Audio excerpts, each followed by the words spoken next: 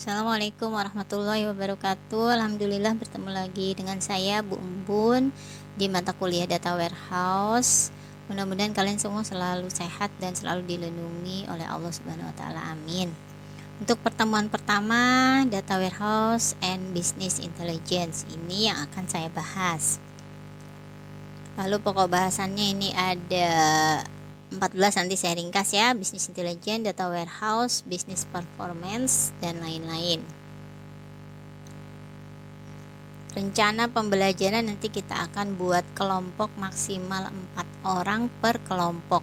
Jadi saya maunya kalian buat kelompok, satu kelompok sebanyak 2 orang. Nanti kita akan menggunakan tools RapidMiner.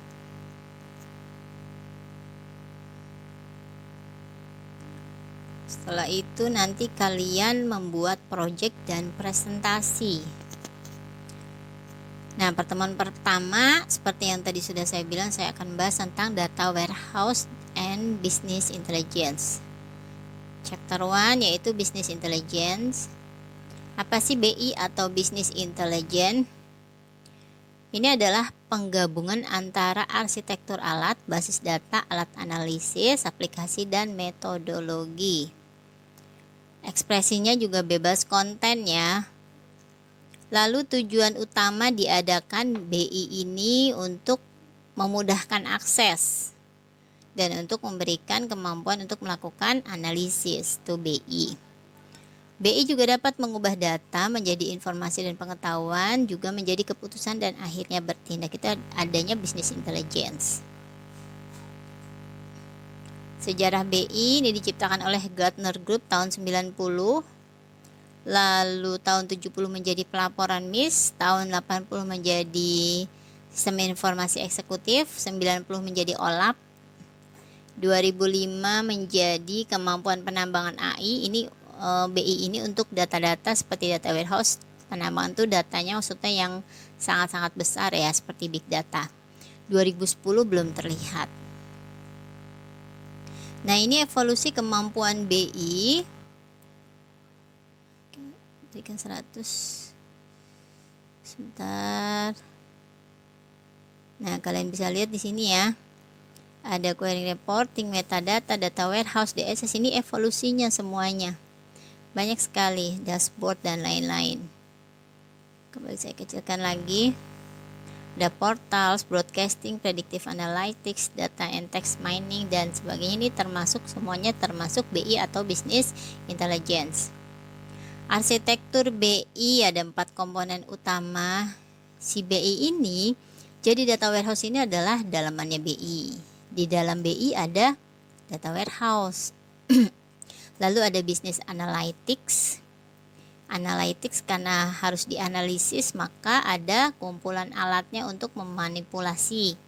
Lalu ada BPM untuk memantau dan menganalisis kinerja, dan satu lagi ada user interface, contohnya dashboard. Nah, ini ada arsitektur BI. Tadi dikatakan ada data warehouse, business analytics, lalu performance. Setelah itu ini asalnya dari data source atau biasanya big data. Setelah itu di business analytics itu ada namanya future component intelligence system. Ada user interface juga di kedua ini. Di performance terutama ya. User interface ini maksudnya rancangan antarmuka, ada browser, ada portal, ada dashboard. Itu dapat dilihat data yang sudah diolah oleh BI, yang sudah diolah oleh BI. Komponen arsitektur BI. Apa sih data warehouse? Data warehouse ini adalah gudang besar data historis yang sudah lama. Misalkan ada mahasiswa tahun dari 90. Nah, itu namanya ada gudang besar. Jadi untuk data-data yang lama itu tidak perlu dibuang, tetapi hanya perlu disimpan. Mungkin sewaktu-waktu akan dapat digunakan. Maaf, ini ada roaming suara lain. Yang kedua, business analytics. Apa sih business analytics? Ini adalah suatu alat, karena di analytics alat untuk transformasi data menjadi informasi. Ini biasanya berupa software-software ya, contohnya seperti tadi ya. Tadi di depan tadi RapidMiner mungkin atau apa. Lalu ada juga BPM. BPM ini Business Performance Management. Karena dia performance, menunjukkan hasil, maka di sini bisa dipantau, bisa diukur dan mengembangkan indikator kinerja utama. Ada juga yang terakhir user interface, ini termasuk komponen, contohnya dashboard. Ini dashboard ini bisa akses dan manipulasi komponen BI. Jadi kalau kita melihat dashboard itu halaman utama ya. Itu memungkinkan akses ke komponen bisnis intelijen. Model BI, MicroStrategy Corporation, bedakan 5 gaya model BI dan alat-alat untuk masing-masing. Yang pertama, pengiriman laporan, lalu pelaporan perusahaan menggunakan dashboard dan kartu skor, lalu juga analisis kubus, lalu ada permintaan ad hoc dan statistik dan penggalian data. Ini biasanya yang penting nih, statistik itu untuk big data ya yang besar. Keunggulan BI, informasinya dapat akurat ketika dibutuhkan. Surveinya oleh Thomson, pelaporan lebih cepat 81%, lalu pengambilan keputusan lebih baik 78%, peningkatan layanan 56%, peningkatan pendapatan ini yang paling kecil adalah 49%. Karena yang paling penting di BI ini adalah masalah pelaporan, karena itu persenannya paling tertinggi. Kita lihat tabel 1.3 untuk daftar aplikasi analitik BI. Nah, saya cek dulu tabel 1.3. Oh, rupanya lupa memberikan tabel ya. Mungkin 1.4 kali ya, nanti kita lihat deh. Hubungan DSS atau Decision Support System atau sistem pakar, sistem penunjang keputusan dengan BI. Yang pertama sangat mirip. Yang kedua, DSS mendukung langsung, sedangkan BI ini memberikan informasi. Jadi si BI memberikan informasi secara tidak langsung, lalu si DSS menangkap secara langsung, mengambil keputusan. Yang ketiga adalah BI ini memiliki orientasi eksekutif dan strategi, terutama dalam BPM dan komponen dashboardnya, sedangkan DSS ini sebaliknya atau tidak memiliki orientasi eksekutif dan strategi, tapi lebih kepada analisis. Jadi BI ini lebih kepada manajer ya, eksekutif dan strategi. Kalau DSS ini lebih kepada bawahannya karena harus menganalisis dulu. Yang keempat, BI dibangun dengan alat dan komponen yang tersedia secara komersial, berarti dia bayar alatnya. Kalau DSS ini sering dibangun dari awal karena dia ada data-data histori, belum tentu bayar ya, bisa free juga. Yang kelima ini metodologi DSS sebagian besar dikembangkan di dunia akademik. Betul, di dunia akademik seperti saya ini rata-rata itu meneliti tentang DSS atau sistem penunjang keputusan. Sedangkan si BI ini rata-rata oleh perusahaan perangkat lunak atau software, bukan di dunia pendidikan. Yang keenam, banyak alat yang digunakan BI dianggap sebagai DSS, contohnya data mining dan analisis prediktif. Padahal itu termasuk BI, bukan DSS ya. Tapi sering sekali di dunia pendidikan atau akademik itu digunakan sebagai DSS. Nah, dari yang tadi saya jelaskan, berarti DSS dengan BI ada perbedaan dan tidak sama. Lalu ada juga yang bilang DSS adalah bagian dari BI. Ada juga yang berpikir BI adalah kasus khusus DSS, bagian dari DSS sebaliknya. Padahal si BI ini adalah hasil dari revolusi berkelanjutan. Nah, DSS ini salah satu elemen asli BI. Jadi awalnya DSS lalu diubah menjadi BI. Tampilan sistem kerja decision support atau sistem penunjang. Nah, ini dia fokus pada decision support, penunjang keputusan ya.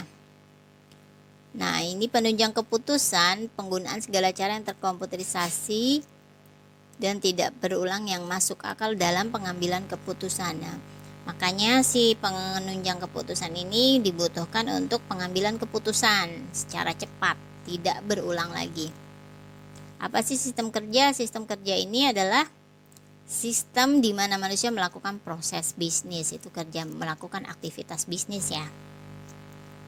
Elemen sistem kerja yang pertama ada proses bisnis. Proses bisnisnya adalah urutan langkah, contohnya sistem penjualan. Urutannya adalah pemesanan, lalu pendataan barang, pemesanan, pembayaran, pengiriman, dan laporan penjualan, itu proses bisnis.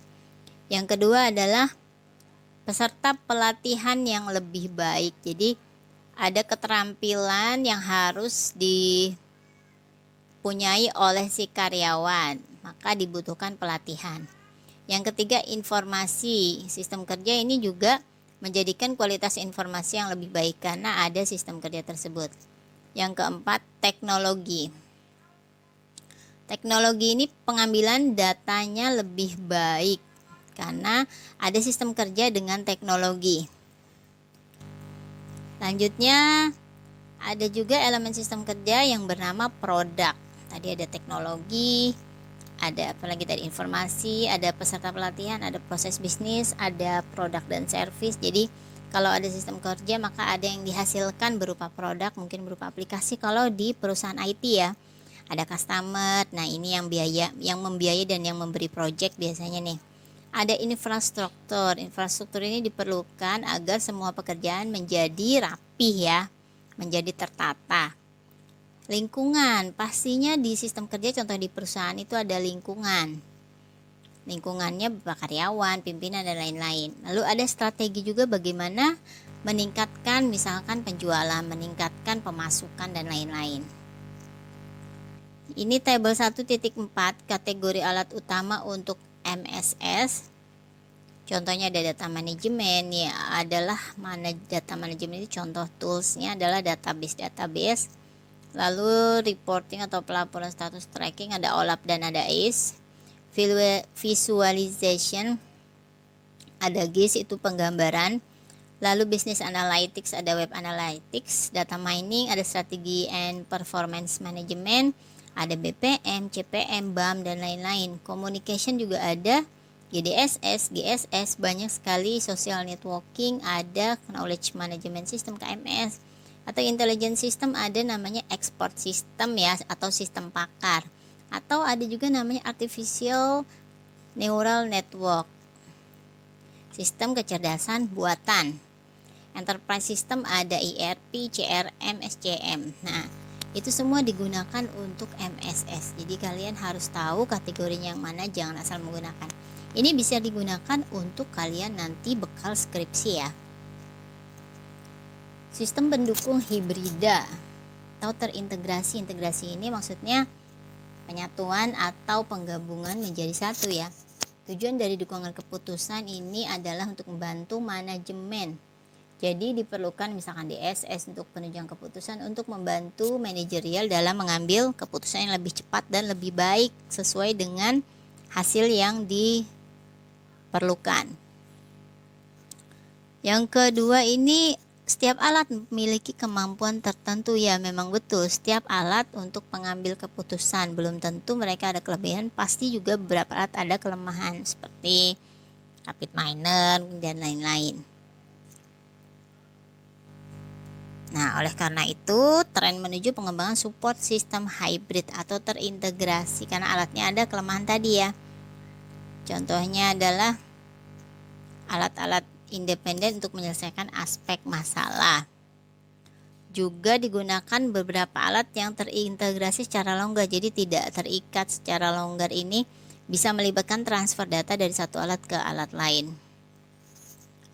Lalu tugasnya juga berbeda untuk penyelesaian masalah tetapi dapat saling mendukung.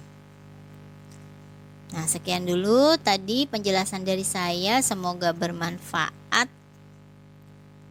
Mohon maaf jika ada kata-kata atau kalimat yang kurang berkenan atau penjelasan yang kurang dapat dipahami karena memang ini teori. Jangan lupa satu kelompok 2 orang untuk nanti presentasi. Jangan lupa klik subscribe, like, dan komen. Ini latihan soalnya nomor 1, nomor 2 silahkan dikerjakan lalu diupload ke GC. Nomor 3, nomor 4 Lalu nomor 5, nomor 6, 7.